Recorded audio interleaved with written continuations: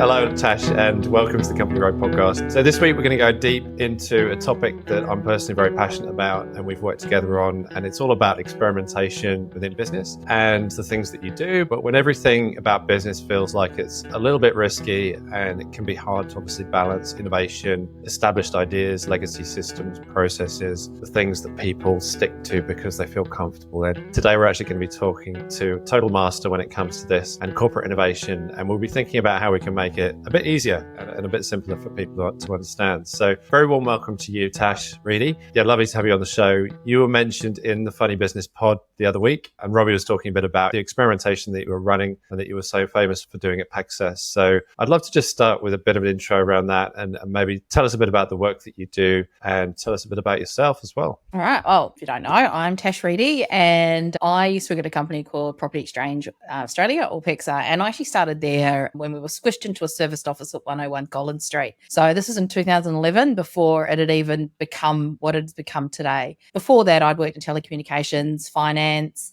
and just traveled the world, really, starting in New Zealand, living in Sydney for 9 years, in Melbourne for a couple of years, off to the UK, and then back to Melbourne. So I do tend to try a little bit of everything everywhere. And even during my time at PEXA, I got curious about, I wonder what it's like actually kind of running a business, gave an e-commerce store on the side a bit of a go, just to see what actually happened in that world. But really excitingly, and coming back to that experimentation point, and I can even tie in my experiences around the e-commerce store and how I got some things really wrong, and it was a financial impact. And if I'd known about this experimentation stuff early on, I would have been able to deploy this and probably save myself a fair few $1,000s in the process. So during my time at PEXA, I did a variety of different roles. When you actually are in a startup, and this was my personal opinion early on, in 2011, the world was far more command and control than what it is now, which is more collaborative, design thinking, customer at the heart of what you're doing. But definitely at the start of a startup, you're almost like a project. And you're basically, your whole operational side of things start to kick off once that money starts to come through and people start using your product. And definitely back then, while experimentation was something we knew probably Google did, and that was way off, way over there, we didn't really understand what was going on at that time. So as the company matured, we really looked for new ways to be able to find things that customers would need. And how can you also find the things that customers need? How do you capture that information outside of the surveys you might do in platform, your user interviews, and also how do you put the processes internally against that as well? And you'll have, as you mature as an organization, you have a broader group of business units or corporate processes that then also need to be addressed. Being in a highly regulated industry as well, you do have a lot of regulatory considerations because that's a really important factor. A lot of big corporates as well, you've got to deal with quite high risk aversion as well. And so how can you overcome that in an environment? Because at the end of the day, an experiment is always going to be seen as risky. One of the things that I've heard really early on is that a lot of companies are actually afraid of their customers. So they'll talk about being really obsessed and really excited about their customers and what they can learn, but they're really scared to do wrong by them. There are some companies that do this quite well. If you look at, say, like they don't really care. They'll flash up a 500 error page. They know that they're going to always have people coming back to their site. They know that pretty much anyone in any room that anyone ever walks into, they have an REA app on their phone. So their concern is slightly different. So while I understand that concern, to be able to roll out something like experimentation and innovation at a corporate level, you've really got to be able to plug into those other business areas, make them feel safe, and to be able to move at pace and to be able to action the ideas that come through from everybody, treat them fairly, whether it's from the CEO or someone in the call center, everything needs to be treated the same way. And you need to be able to assess that information the same way and really move beyond those opinions. I don't know about you, but I think every idea that I have is the best in the world and everyone should be using it. I can tell you now, I was not a customer of the PEX platform. I'm not a lawyer and I'm not a conveyancer. So I don't actually know what they need day in, day out. And I'm not the one interacting with those screens every day. So my opinions really don't matter. It's your opinion. That is your actual needs that do matter to me. It's really interesting to think about maybe the starting point are just the words that we use and the language that we use in and around experimentation or innovation, because a lot of it is really interpretative, I want to say. And actually with interpretation comes a degree of comfort and either people towards it because they think it's shiny and interesting. Innovation is happening in a lab somewhere, I want to get involved, or they shy away from it because it's just an ambiguous term that nobody really understands. And experimentation is maybe not used as much as innovation, but it obviously conjures up different things. In the world of science, it would be totally normal. unexpected really that you'd be running research the whole time, both in a lab environment, a closed environment, but also in a more open environment to make sure that things are ready to take to market. If you're running a pharmaceuticals business or anything where you're taking something to market, it would have to be tested with people out there in the real world. So I'm wondering at a really high level where the blockers come from and where the hesitation actually stems from. What's your thinking there? What's your observation on why people are so resistant to something that sounds a little bit different? You made some really good points. So there's a few things in there. Oftentimes people think innovation's done by the cool kids in the corner, and I'm not a cool kid. A lot of time people think that I don't ever have any ideas, so I don't know what to do. You see this quite often when you run hack days as well. People go, I don't have an idea, so I don't know how to participate. Every single person in the organization has something that they can bring to a new idea. Do not underestimate the value that you can bring. And it could be, you might sit and think, I'm only on the front line, so I don't know what to do. And it's like, you know what? You talk to those customers every single day. You know the things that hurt them the most. You know what goes on in their office outside of them being on that screen. So you can probably find those extra enhancements that might sit off screen that could be provided. So that's probably one of the biggest ones is people don't quite know where they fit in, but also like, how do I do it? I've got an idea. How do I do it? What do I do? Am I going to break any rules? We'll come to the corporate side of things as well. I think that's one conversation that we can have, and some of the tips there, some of the things that I did to help overcome that corporate aversion, but more so like, where do people feel like they can fit in? So innovation, yes, a lot of people do see innovation as that bright, shiny, sparkly thing. I want to be able to play with shiny new things. It's actually quite often a process and a framework that everything that then gets put through a machine. And then a lot of the times innovation teams are managing that machine, putting in whatever metrics they might have sitting behind it and really reporting on those outcomes and making recommendations from what they learn. And ideally, when you're looking at innovation and especially experimentation, the goal is to effectively fail. You really want to be able to push for failure for your ideas, because it's the ones that don't fail are the ones that you want to be able to push through. They're the ones that the customers really want. So really looking at the things that fail, learning from those.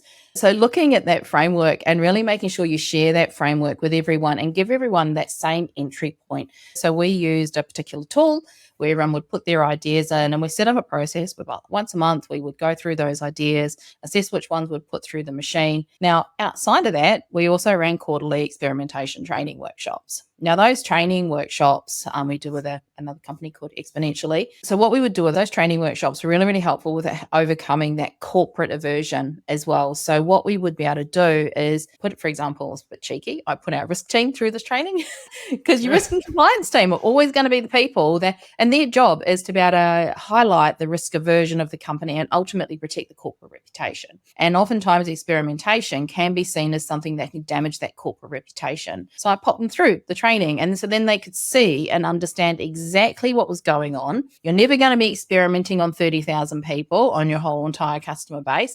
You're going to be experimenting on, if you're lucky, 2 to 5% of everything per experiment. So you're keeping that blast radius small, and then they're able to go, oh, okay. And then you'd be able to highlight the money you'd save by not putting an idea through. And then, oh, so we could have spent 3 months building that no one actually wanted in the first place. I was like, yeah, you're right. So the value of doing that really small contained experiment that you may, depending on if something's going to cost 3 months worth of resource effort, you're going to do a fair few experiments in there to validate it. And that might take max 3 or 4 days. And then you've got some really good data from a number of experiments, cross-section of segments, customer segments as well, that you can then draw some really good insights from and make a really good recommendation to either go to the next phase or to park it for now. And then the industry changes. 2 years later, it's actually time to revisit that because there's been significant changes in the industry. So I was a little bit cheeky and used the genuine excitement people would get from that training to help make our biggest naysayers, or sort of people that are most averse to change,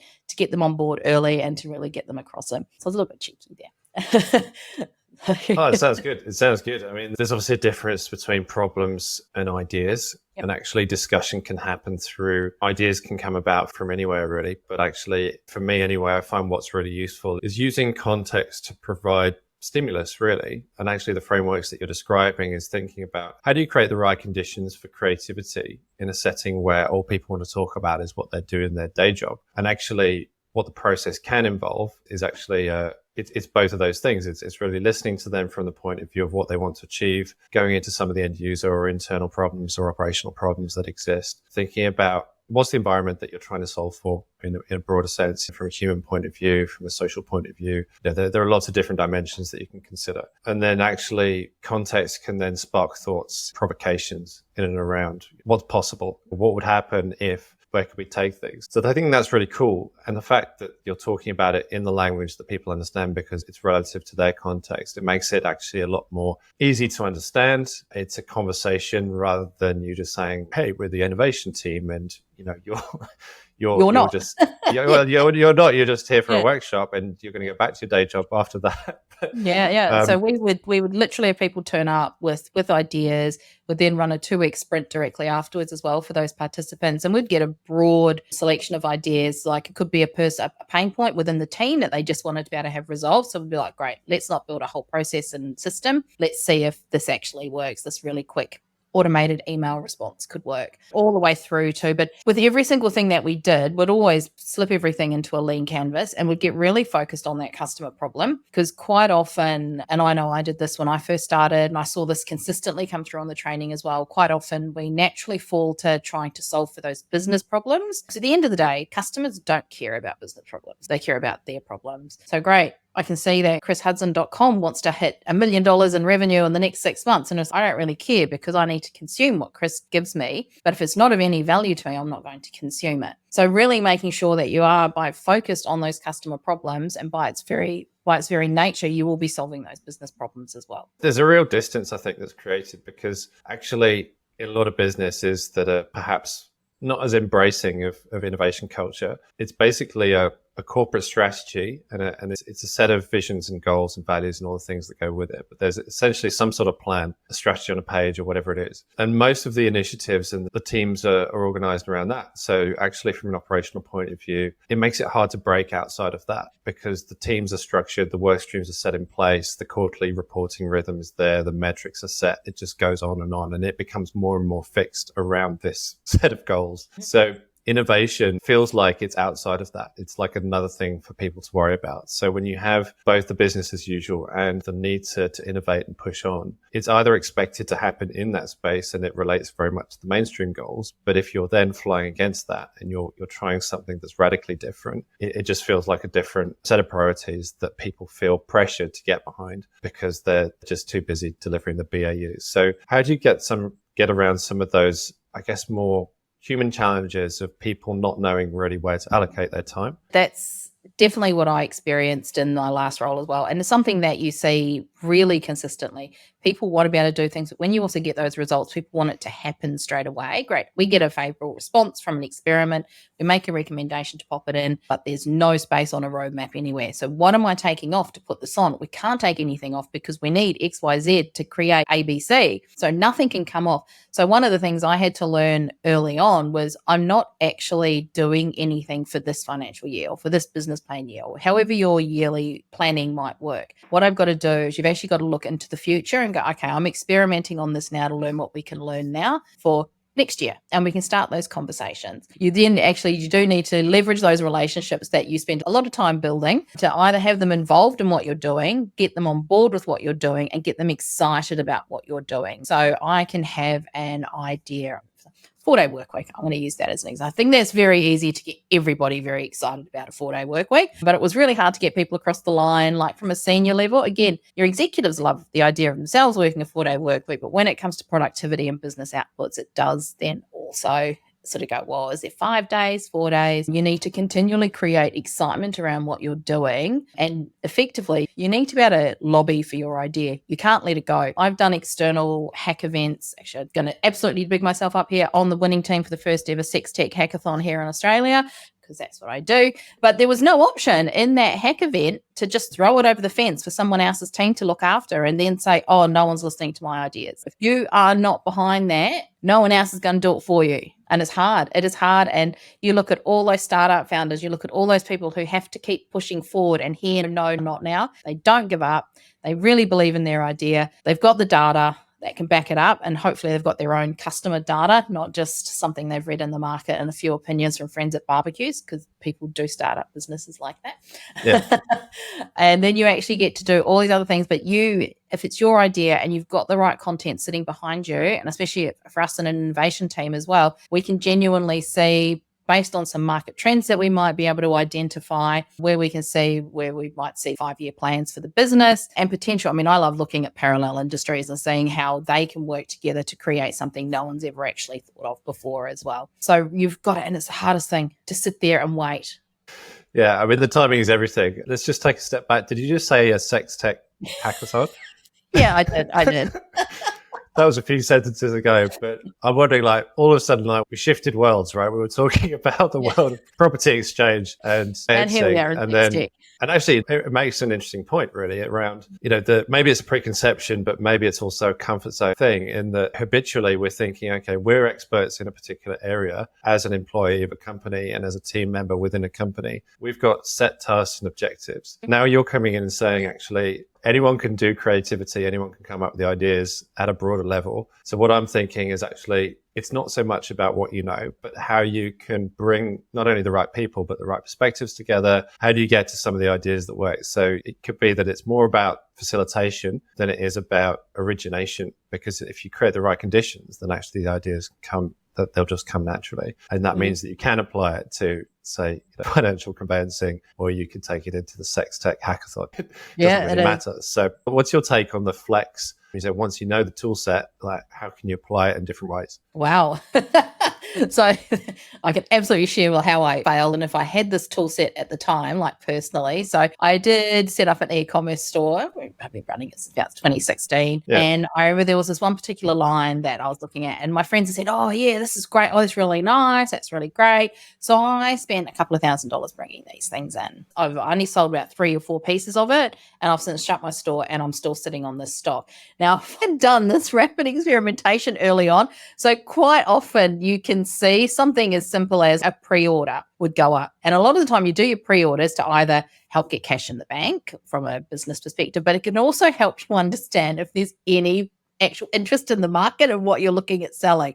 And if I set this up a pre-order before spending that money, which was my own money, by the way, a little e-commerce store on the side of my day job, I would have spent that money very differently. I can tell you now. So what I learned in that moment, I was just like, oh my goodness, I really wish I did.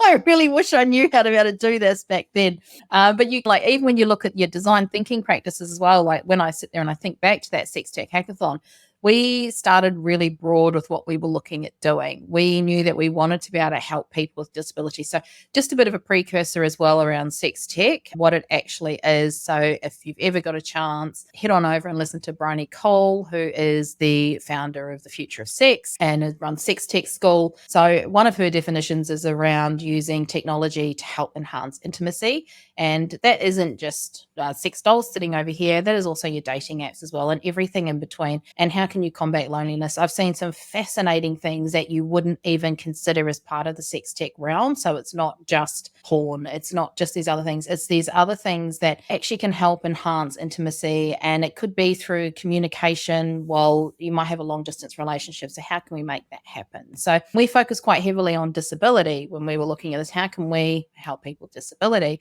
So that's a very broad topic. Applying that design thinking, we were able to then come in, narrow it down to one particular, because we only had 2 days to be able to turn something around and stand up in front of a panel of people in the industry and say, what do you think of our idea? So we really focused in on narrowing down the broad topic of all disabilities and all needs from all of those disabilities to come through. And we actually focused on, rather particularly, we're able to interview somebody who had spinal muscular atrophy. So she talked about her experiences, what made her feel really uncomfortable, and how can we help with that. So we didn't get to run any experiments at that time because we were working at pace, but we were still able to use the work and the framework to be able to really pinpoint that customer problem, to be able to look at some potential solutions that would require further validation if we were to take that idea any further.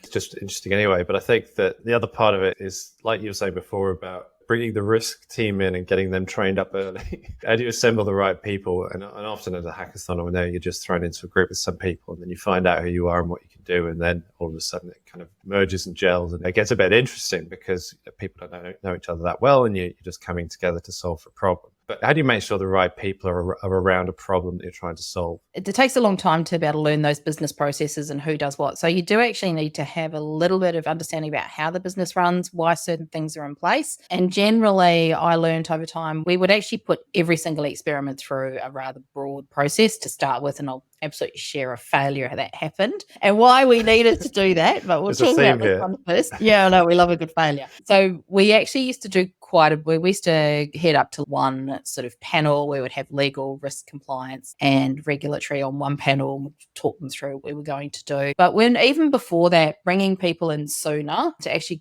are we looking at the right customer problem? Our frontline team are the people that really understand the customer problem. So you need to make sure you've got a customer-facing person in on every single idea that you've got. And even when you're looking at internal ideas as well, making sure you're aware of who that customer is and who you're solving what for as well. So it's not always just external customers, they are your internal customers too. So bring in someone who interacts either regularly or bring in a customer if you can. So I always do that. And you do need to have a fairly good understanding of the business processes. If you're not really sure, bring them in. A lot of people do like to be involved in innovation or in experimentation. They do enjoy the energy of this unknown in a structured way. And how can we actually have these conversations as well? And everyone loves to feel like they can contribute to something that might create something. I think there's a massive gap between a preconception or an opinion really within a corporate setting and the truth a lot of the time, because the assumptions are made and the corners are cut. And if you're in a meeting or if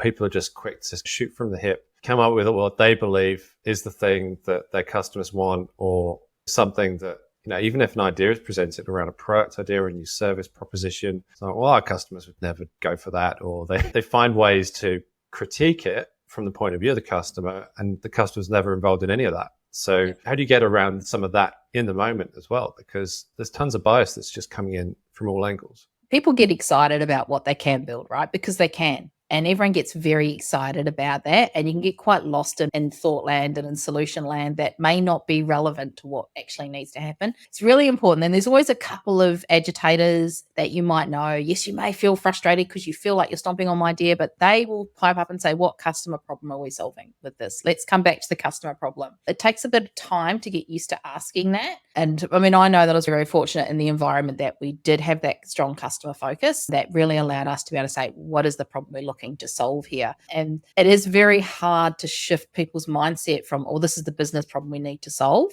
to this is the customer problem we need to solve. And sometimes what I've learned as well, you need to be able to let it run and get it wrong. And sometimes what I've done is I can still run an experiment and the data might say fail, and they might still say, we're going to put it in. Great, not a problem. And then you can actually check that real live data as well. So that can either confirm or invalidate your actual experimentation process if something went into market and it took off and your experiment said failures. Probably you don't really see that very often unless if there's an insight or something that you missed. There could have been a solution design that you missed. Maybe the market responded differently. There could have been there are always so many variables that every experiment can't catch. But quite often, if you do put something in that go, oh, we're going to put it in anyway because I really like it. And those friends at my barbecue on Saturday said they'd really use it. And they often perform the same way. So then you've actually got real live data that tells you that your process works. This is the barbecue that everyone talks about, where it's only ever what people do for their work that's discussed, and then nobody really understands what each other do, and then it's always a barbecue, isn't it? Barbecue. It's always barbecue. You should do this, and I'll say, yeah, sure. Yeah, do that. Yeah, great. Thanks.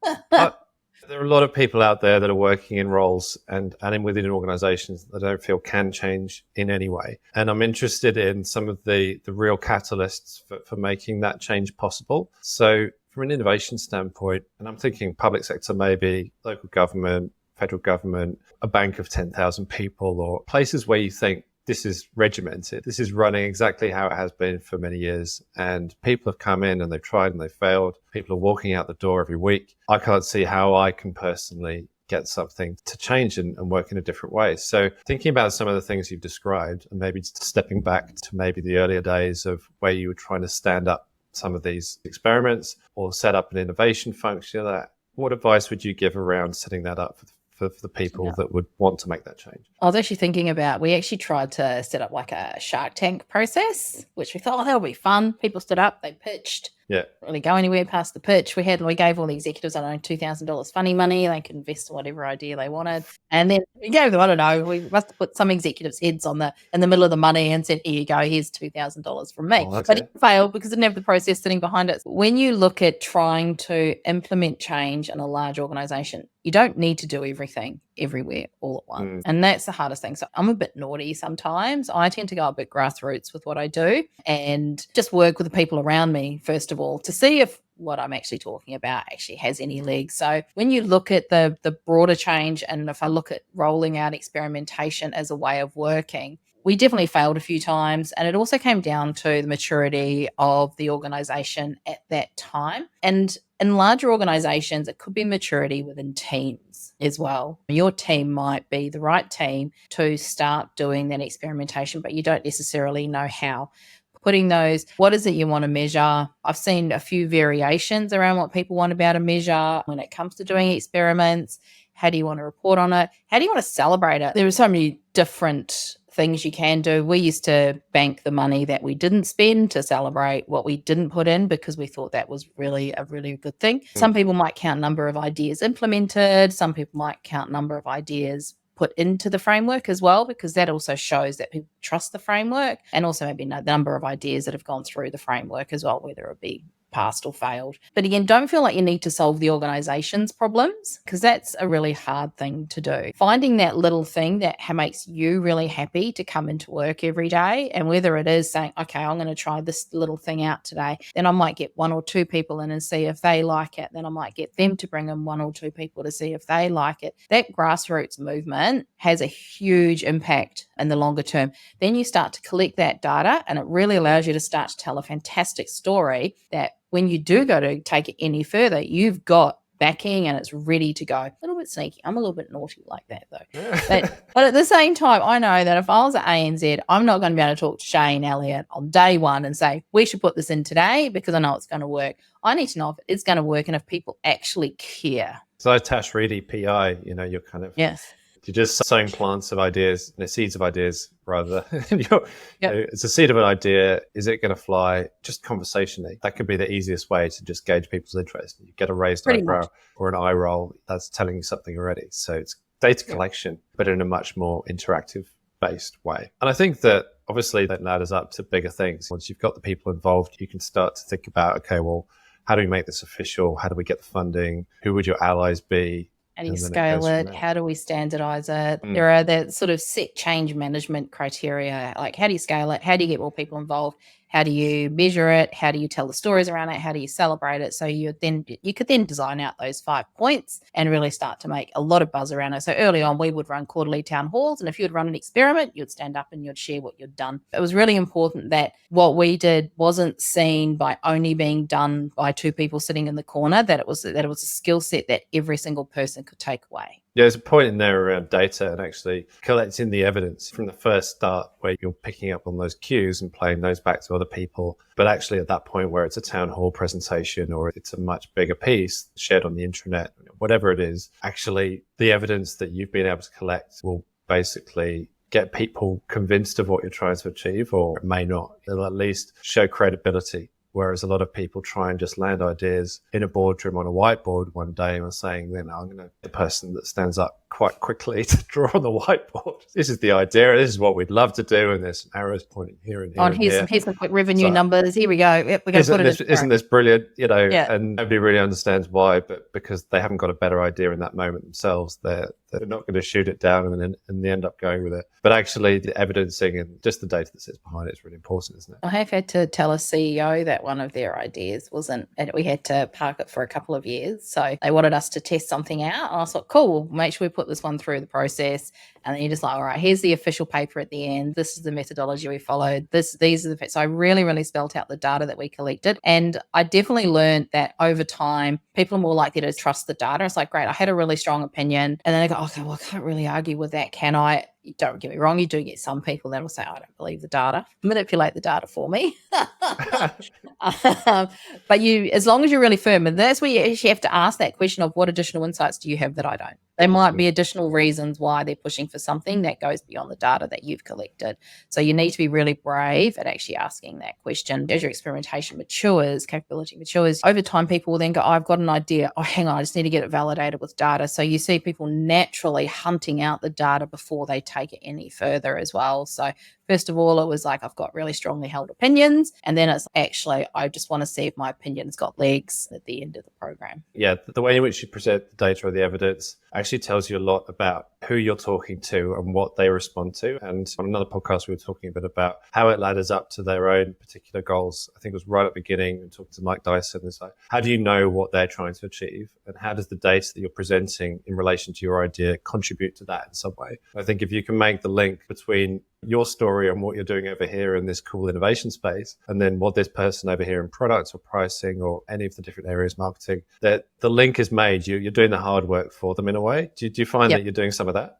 Yeah, you definitely, there's always this thing of when we're playing with bleeding edge technology that has no relevance to what I'm doing. You're normally not. You still need to make sure that what you're looking at, whether you're in exploit your core products or you're exploring new things outside of your core to help grow the business, they still need to tie back to those business objectives and those the overall plan and your values and whatever it might be. You need to be able to tie those into, because if you're going completely rogue, unless if it is so insane, and that's not going to happen in the next 3 months, if it is absolutely insane, it generally requires a fair bit of thinking that would go into it.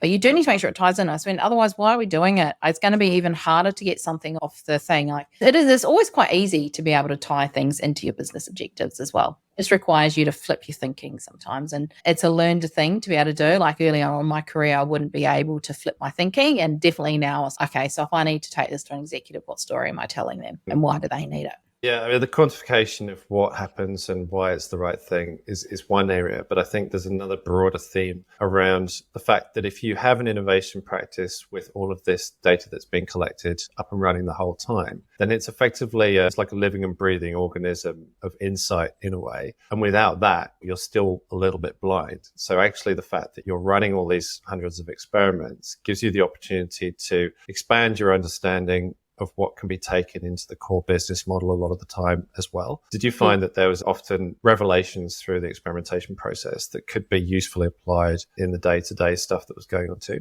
I can sit there and think, I mean, there's probably one thing I can think about it quite practically. We actually kicked off a 4-day work week experiment. So took about 3 months of designing and stakeholder engagement to win people and to get the right approvals in place. We had about 40 people go through the experiment. And we used to have like meeting-free Wednesday mornings. And as I was going through all the data, quite often, like when we had a few different variations of the 4-day work week about how people were breaking up the week just to test which one would work best. And what I kept seeing coming up was everyone wanted to take Fridays off. And most consistently, when people do put in short weeks, it's normally a Friday, people do take off. It's that thing of like, would a meeting but quite often people end up having to work that extra day because there are meetings that they have to turn up to. So is there relevance in going, okay, the data's telling us this, that most people take Friday off. Would that not be the best day to have meeting-free Friday so people actually get the time that they say that they want, so they get the right balance in their lives? So there are always, you can learn things, especially when you're learning about people, that you can actually find those threads that can provide the value organizationally as well. And interestingly, we're talking about the bank of ideas and learnings and data that you collect over time. 18 months into building the labs out, we were literally saying, hey, didn't we do an experiment on an idea like this? So people coming back to us to ask us about things that we'd done 12 months earlier and be like, okay, well, this was actually what we learned. If we actually want to have this conversation, let's run a few more experiments because the market's changed in X, Y, Z. So people will still come back to say, hey, we learned something here. What was it we learned? Knowing that we'd use the process. That's encouraging. Yeah, the other one that comes up, which I just thought of, was that a lot of companies that run research a lot think about how they can actually package the work that they've done. Because every time they run a research study, they think this is the most brilliant thing that anyone has ever done. And let's all get into a boardroom and let's pat ourselves on the back because we'd have never got to this level of understanding had we not done it, and so on. And you might end up with a research pack that's 130 pages long and then nobody might look at it again after that. But in any case, there's a lot to be said for how to ingrain insight from research or in experiments or whatever it is into your culture and making it accessible for people. And people have been trying out ways to create taxonomies or ways to tag insights and ways to create a library of insights or anything like that. Have you got a point of view on that, just in terms of whether it works, whether to set it up, whether not to set it up, anything like that? I actually think it is really important to know that there's that centralized place for as much as possible, because you look at what you get from like marketing insights, what you get from CX insights. There are so many different insights that you can get that I could learn something from CX and go, okay, well, I never want to be able to experiment on this particular segment again for at least 12 months because they've said X, Y, Z. Okay, great. We're going to get more value from this. So if you're not using that data interactively to be able to continually learn or even uncover things that none of us knew before, I think is going to do you a disservice. I think a lot of organizations are starting to understand the value of making sure that there's some kind of forum, whether it be a virtual forum, a Miro board, a monthly session, whether it be a town hall regularity or champions. There are various things that can be done, but it is making sure that whatever you're contributing as an expert in your area, you're also taking something back. So what are you in there to learn? Are you just in there to tell you what I've been doing? Because that might not actually help you in the future. But you also want to make sure that you can take stuff back to your team and say, hey, we've learned these extra 3 things because I shared this. And quite often, it also helps minimize duplication. There's a point there around the relevance to you yourself in that situation. If you're hearing a presentation from another team, then what do you take back? And I think that probably comes a lot down to you yourself. I've been in organizational environments where people have been sat in meetings forever and ever, and really they don't feel like they're contributing to a lot of that in the meeting. It can swing obviously the other way where people are over contributing in a meeting and you wonder why they're saying what they're saying. But yeah, in the instance where people don't really know what they're in the room to do and what they should be taking out of that presentation, how do you get around some of the apathy maybe and presentation fatigue and some of the things that set in because people don't know what to do with the information that you're giving them? So what we would do early on with experimentation, so this really comes down to pushing ownership onto everyone about how you can take that experimentation capability away with you. So we would tell them, we would hit our quarterly town hall thing. It would be like, great, we actually did this really cool experiment. It passed or failed. Chris, can you stand up and present the experiment that you did and what you learned? Here's the slide. Can you please prepare it? So what it did though is I found that it helped the audience understand that it was everybody that was involved, or they'll turn up to say, oh, my mate's supported, my mate's talking today, I'm going to turn up and support them. Yeah. And they would actually then randomly learn something extra that they weren't expecting. But before lockdown, I was also going to secretly make these wonderful chocolate waffles we used to get through catering as part of like this innovation buzz thing. And then lockdowns happened for 2 years. So that absolutely went, and the company that did these waffles are gone. Devastated. So snacks also help. Yeah, snacks help. The snack choice is important. It was. I was going to make it like synonymous with like, it was this sort of, was going to over time sort of create this sort of cognitive connection that people would go, oh, if I turn up to this, I'm going to get these awesome chocolate waffles. Innovation. So it failed. It was a good idea in theory in 2019. But yeah, and also I know there's a lot of talk about innovation heroes as well, and not trying to make innovation heroes through award cycles. But what we would do is we'd have this innovation contribution award, people that would really help with excelling or pushing forward that innovation framework, then the culture. So we would just call out people that just helped overall. There might have been one that executed 10 experiments in that time. They might have helped us with a certain piece of UX work. They might have just been so passionate and taken it out to their team and really driven within the team. And that was always a surprise at the end as well. And then sort of people turn up going, oh, no, I've been really heavily involved in innovation stuff now. Maybe I can turn up and see if I've got an award.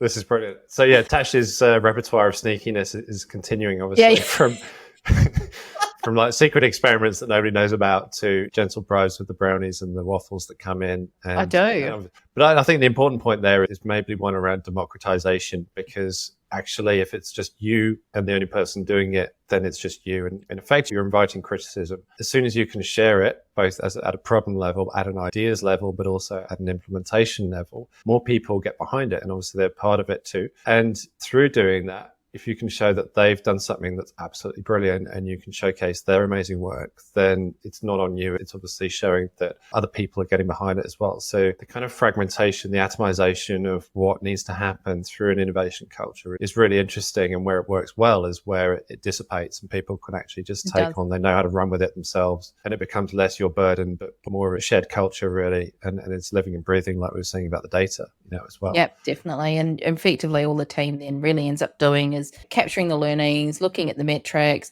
constantly tweaking, doing your market scan. So there are other things that then the team can do. I literally would have people come out of the training and participate, and they'd go, oh, me and my partner were considering doing a business idea. I'm really glad I did this. It's really timely. So I'm going to run these experiments before we actually make any investments. And I was like, God, I wish I'd been able to do that. Yeah, so I can't tell you enough about how it's not just one or two people that own this particular process. Innovation is absolutely something that everyone can contribute to, especially with experimentation, because you can turn that around really quickly. And also remember that your customers aren't just external. They are also the people that you might work with every day, or it might just be something that's annoying you within your team, and there might be an opportunity to be able to optimize something or automate something that can save you time. It's ultimately one of my favorite definitions for innovation. And I've seen everything from 5-page explanations with diagrams and stuff, but it really comes back to that Inventium statement of change that adds value. So that's my favorite definition for innovation. Short and sharp to the point, right? Short and sharp, it's a few words, and it sums up all those pages really quickly. Yeah, I mean, value is another subjective term, really, but that's a whole other discussion. I tried to sit there and say, okay, which ideas do you want to work on first? And I was like, okay, well, let's do effort value. Effort's really easy to define, but value, I was just like, I'm out. I'm not going to bother with value. We can't put money against it because everyone's going to want to spend 6 weeks trying to determine how much money is against it. And I'm like, no, we want to be able to push it through the machine much more quickly. So I was just like, how do I define value? And I fell down that rabbit hole for a few months, and yeah, that was awful. There's definitely a facilitation technique that might be worth pointing out for the benefit of the listeners here as well, which is around how to bring agreement together.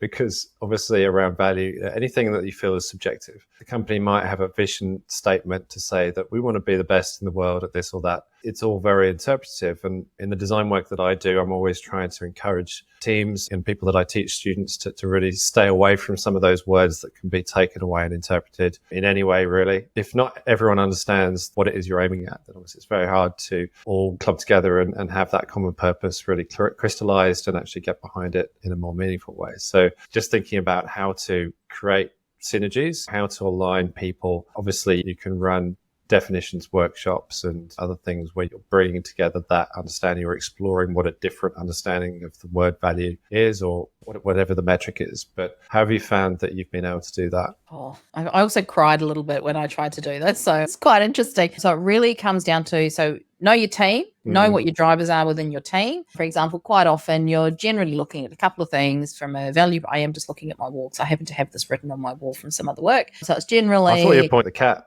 The cat's going to jump. Somewhere else. So it's either, from a product perspective, you're looking at something that might offer growth, savings, or competitive advantage. They're probably the quickest and easiest things, because I got stuck on the value for quite some time. And then there's that penny drop moment where something suddenly goes past you and you go, yep, that pretty much probably covers how you can measure value across a large number of areas. Yeah, that's right. And actually joining that to the metrics, you can pin a lot of existing or very frequently used metrics to some of those areas as well. And then if you can align on what the priority of those things is, then you can actually create that shared understanding. So this is less important, this is more important. Okay, let's focus on the ideas that are going to do some of this for us as an organization. So yeah, really good. Let's talk a bit about maybe at a personal level, if you're thinking about yourself and the attitudes or the behaviors that you think work really well in a corporate environment or in an environment where you're trying to bring this change about or innovate in some way. What are some of those attitudes or behaviors that you think work well that people could take into their own situations? It's a really good question, actually, because I was thinking about this as well. Like, how did I get to be successful, or how did I get people to trust me with what I was doing as well? So one of the things I started to do early on was basically offer a service, especially earlier in my career. You almost offer your service and offer to help quite early on. And that really helps build trust with people, because you become a trusted go-to person quite early on. And people go, okay, well, I know Natasha can get shit done, so I'll keep coming to her. There's a balance there about not doing too much, so you pigeonhole yourself so you never get any growth. both. But then sometimes you get the project that no one wants and it comes across your desk that because it's a bit icky, no one ever wants to migrate a bunch of files onto SharePoint, but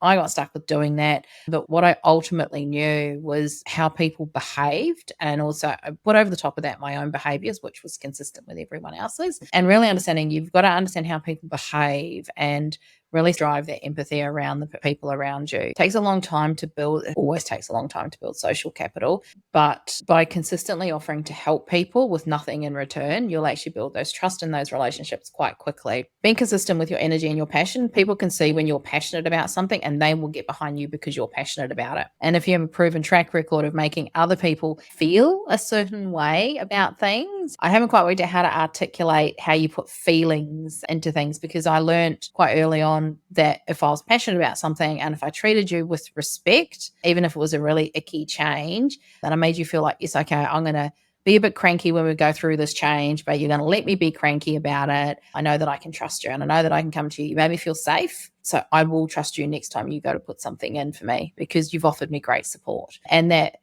energy and that passion, remaining consistent with those will get people on board with you as early as possible. And there's a little bit extra in there around as well. Also building those relationships with your senior managers as well. So understanding the way they need to receive that information. You definitely go through, get things wrong a few times, especially early in your career. You go, oh, I need a thing. And then your boss goes, well, I need these 3 things from you. And you're like, how did I not think of that? But it really does it. Ultimately, every single thing we do will always be about people. And we need to be able to always make sure we keep that in mind. And whatever we do is always going to disrupt what they know. In fact, a friend of mine said to me really early on about change management is that people never behave the way you expect. Quite often the people you think would be your biggest attractors are generally the first people that come on first, and the people you least expect end up being your biggest attractors. So also knowing that, building those relationships early on, knowing that, okay, I anticipate certain feelings from you because I know these other things about you in your life right now. So how can I help you with this change? Those are some of the things that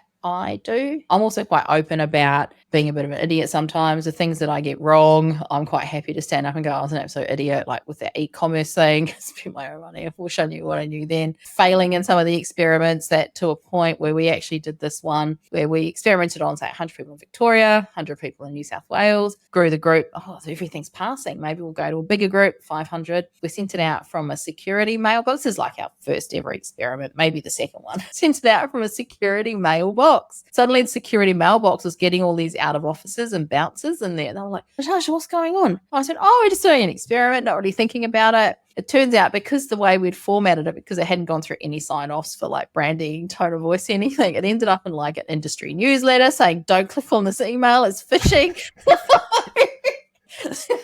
Anyway, so like if I can't laugh about that, I'm also really open and honest with people about like the mental health stuff as well. So I'm really conscious about how change can impact our mental health on a day-to-day basis as well. So I've learned over time as well, as both as a certified mental health first aider and someone with my own personal experiences, I can read the language and the way people turn up to meetings quite early on so I can help overcome what might be going on. Yeah, that's interesting. I mean, I think, tuning into the people that you're talking to and obviously the room that you're in, it's often not something that you prepare for because you're thinking too much about what your presentation is or what it is you're needing to achieve from them. You're thinking quite outcome first, really, rather than people first. And often the link between those people and what needs to happen and the outcome that needs to be achieved is just left behind. It's interesting what you say about reading people because sometimes passion can be obviously interpreted in different ways. I'm not a very, expressive person. So I've got a deadpan expression. A lot of people don't know how to read me a lot of the time. I've struggled with that. I think that there's other things, neurodiversity is obviously becoming more and more talked about in and around how to tune into people a little bit better and how to help people with some of those cues that aren't always immediately visible either. So I think there's stuff to think about in that, in terms of how you present yourself on, but also how you're receiving the visual information and the things from the people that you're surrounded by as well in those situations. I mean, it feels like a lot to take in all of a sudden because you're not just doing the work, but it's all of these kind of psychological cues that you're trying to figure out too. I guess at the end of the day, the work is going to happen. If you've gone through whatever corporate work you need to get through to get the sign-offs for that to happen, that's going to happen. And ultimately, as I said, there are those people at the core of it. So I know that I personally get a lot of drivers out of seeing people get to where they need to get to and actually helping them through whatever change there might be. So I do get a lot out of being able to work with that. And if I'm talking to someone and they say, look, I don't do small talk, great. I know that now. I now know we can come and talk about the stuff we've got to do and move forward. I get a lot out of constantly learning from people because they never behave the way you expect. And I really enjoy that. I find it endlessly fascinating. Yeah, it is fascinating. That's what people talk about, is other people. It makes it more interesting, obviously, because it's never the same as you go through the stages of a project or from one to the next. I'm interested in the flip side of the question that I gave you before, which is also around the bad behaviors. What are the toxic behaviors and things that you're looking for? And how do you get around that? Because I know that in certain situations, it's been hard to even think about what I would say to somebody based on the way that they reacted to work that I presented or an idea that I presented. And it really knocks you back. So how do you spot those behaviors and how do you work around them? Yeah, sometimes I'll go off and cry a bit in the corner. Sometimes I'll ruminate a bit much about if I know that a particular personality type's turning up to something, I might ruminate too much on it, which could impact the way I might share the information.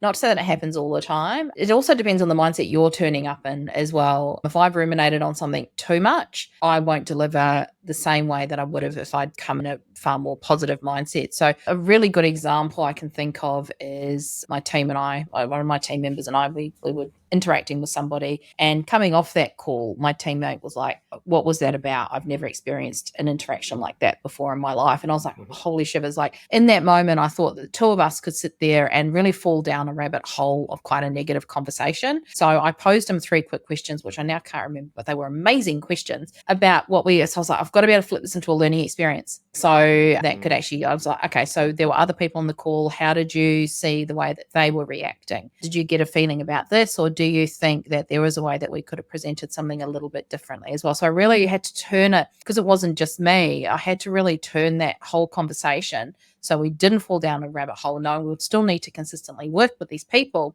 and not make it a continued negative experience as well. So it's like, quickly, what can we learn so we know the next time we work together that this is how we're going to approach it? Yeah, it ties really well to a point that was made in a previous episode with Jane Curtin when I was talking to her in and around this. And actually the fact that you learn from every conversation, no matter what it is, you learn something from a conversation that you have with somebody, because you wouldn't have otherwise had that interaction. So even in the face of adversity where you're up against maybe a really unpleasant character, like a villain that you find at work sometimes, or maybe it's just a reaction that you weren't expecting. Being okay with the fact that you don't have to respond in that moment is something to say as well, because you're just listening, you're taking it on board, and you can always say, I'd really love to back to you on that. Yeah, I'd really love to think about that a little bit more, and we'll come back to you on that. Buy yourself a little bit of time if you need it, and don't feel pressured to just engage. You can disengage too. I agree. Definitely come back to something. But I also learned, and as you said, you're not going to get on well with every single person you meet, but you are still going to have to work with those people to deliver the same thing. So I sat there throughout my career, there was like 1 or 2 people, they sort of like, oh, that person irritates me for some reason. Okay. So I would actually actively seek out an opportunity to work with them so I could find out how we could work together. And I knew it was my own personal thing. So as I said, you're not going to love everyone you work with. And I find those sorts of people offer me an exciting challenge and an opportunity to learn something new. And yes, there are the angry people that like to throw their hands up and throw stuff across the room. They're a whole completely separate thing. And I'm at a point now where I can't be bothered with that. I just turn around and walk out. I've got other things to be doing with my time. But those ones that sort of make you feel that little bit, it could be like a challenge where you might, and it really comes back to your own self-reflection as well. Do I not know as much as what that person is and I feel a bit threatened? Or is there something about that dynamic that changes the way that I'm turning up as well? So I would actually actively seek out these people just so I could feel that awkwardness and understand what that meant from a delivery perspective. Well, yeah, I mean, that takes the bigger person, doesn't it, to really jump in and not every time. I didn't do it every time, but I did. There were a few times that it worked out really well, and I actually really enjoyed the outcome that I got from that. Yeah, it's a funny place, isn't it, work? It's just like social circles, but in a really forced setting where some people really, you get the impression that some people really gravitate towards other characters at work, and you're wondering, why is that? Because from what I could tell, I wouldn't want to be anywhere near that person, but yet all the people are around them. So it's like the school playground all over again. It is. And then you sort of go, oh, this person's like this. Then you're sort of over here and you're like, but you wouldn't like that there. Who is this person? Yeah, workplaces. Ultimately, I just find as long as there's a really good vision and I can get people behind that vision and keep people focused in a really positive outcome, with a really positive mindset, it does keep people moving forward. And it's not that I'm into like toxic positivity or anything like that. I know that if I dwell on the things that don't quite go right, I can fall down quite deeply as well. And I don't really want to do that. I've got other things I'd like to be doing with my time. And what keeps you personally energized or positive? So there's probably a variety of things, and there's that social connection. I do require that sort of brain food. My most favorite thing is really being able to help people on their career. Like they always say, the first time someone comes to you and says, "Oh, can you be my mentor?" It's the most sort of earth-shattering, groundbreaking kind of moment where you go, "Oh my God, that person sees me as something that I never saw myself as." And you realize that you're in a position that you can actually help someone else, and really is taking that moment to realize the people that have helped you and the ways that it mattered to you along the way. And sometimes you don't even realize it's that indirect help as well. But I love knowing that probably one of the things I missed the most during lockdown is that connection element. I used to be able to talk to people X. They'll tell me they were building out certain things in their team. And then people Y would be talking to me randomly about career growth or new opportunities they wanted to do, or some new skills they wanted to learn. And I'll be like, oh, randomly, these two people should absolutely have a chat together. So I really miss that the most in a corporate environment. That's one of my biggest things, is really sort of propelling the people around me forward to make them great as well. It really comes down to the balance side of that, is creating great people around you so you can just step back and get out of their way so they can continue building the things that they love to do as well. Yeah, it's a really important point. And actually, a corporate environment can really shut you off. But actually, maintaining not only a connection within the walls, but also outside is super important for that balance of perspective, really, because you can go stir crazy in there and think it's totally normal, but it might not be totally normal. So I'd encourage people to obviously reach out and just share stories outside of work. That it's that after work drinks culture as well. It's all points into the same place, where actually, if you can draw connections to other parts of the world and other social circles and other companies, then that can really help too. It helps you feel okay when things don't go right. Like when you do get things wrong and you go, oh yeah, I've done that 5 times and I keep doing it. And everyone goes, oh, okay, it's actually right. So that seeking that normalization through things that might feel like big things at the time. And when they do feel big, they can be quite debilitating, is really sort of making sure you find that connection and that balance point to help you keep moving forward and make you stop and go. So A, it's okay to ask for help, and B, what did we learn and how can we take that into tomorrow? I just wanted to maybe finish with one question. It's maybe more a practical one, but we've talked a lot about frameworks and tools, lots of things that have helped you and the teams that you've coached in the area of innovation, in the area of experimentation. What are some of the practical things that people could start with by looking at? What are some of the resources that you think would be worthwhile just starting with if people wanted to get into this area? Now, I always recommend people check out Alberto Savoia on LinkedIn. So he is the master of what's called prioritise, and he does actually have a book out there called the Write It as well. That gives you a really good example of how to look at your experimentation, building out those hypotheses, really getting focused in on the market, designing and building that experiment for $0 in 24 hours, which is great when you've got no cash in the bank. Totally wish I'd done that. And it really explains to you why it matters as well. So it really comes down to that. We all love to build things. Doesn't mean we should. And he really goes into a lot of great detail about that. There is also an onshore area you can go and check out. You can follow Leslie Barry on LinkedIn. You can check out the Exponentially website, exponentially.com, and you'll be able to find out some more information there as well. I also follow, as a couple of other people I follow on LinkedIn, Howell Huron. He does a lot of stuff around the product management space and really ties in a lot of that early experimentation. And so does Dan Olson, a bit of a creator there with some early product management and rapid experimentation as well. All advocates for that. Obviously myself, Chris Hudson. Feel free to reach out to any of us on LinkedIn. Always happy to have a random chat. If anyone ever wants to say, how on earth do I get a 4-day workweek experiment off the ground? Reach out to me. I can give you some sneaky little insights. If you're curious about maybe a startup idea, reach out to me as well. Those are probably my biggest recommendations at the moment. That's so useful. Thanks so much, Tash. And yeah, I just want to say what a delight it's been to have you on the show and to chat through some of these things. I mean, it's both in an area that we feel really passionate about, and just to explore it and push it into different corners, what it actually sits behind a lot of the frameworks and the ways in which people either take these things on board or they don't take these things on board, and actually to explore some of those themes has been really interesting today. So thank you so much for your time. I really enjoyed it. Thank you. I hope everyone got something a little bit out of it. And again, reach out if anyone has any questions. Always happy to have a chat about innovation and experimentation. It is my love language. Brilliant. Thanks so much, Tash. Thank you. Thank you. Bye. Okay, so that's it for this episode. If you're hearing this message, you've listened all the way to the end, so thank you very much. We hope you enjoyed the show. We'd love to hear your feedback, so please leave us a review and share this episode with your friends, team members, leaders, if you think it'll make a difference. After all, we're trying to help you, the entrepreneurs, kick more goals within your organizations. If you have any questions about the things we covered in the show, please email me directly at chris@companyroad.co. I answer all messages, so please don't hesitate to reach out. And to hear about the latest episodes and updates, please head to companyroad.co to subscribe. Tune in next Wednesday for another new episode.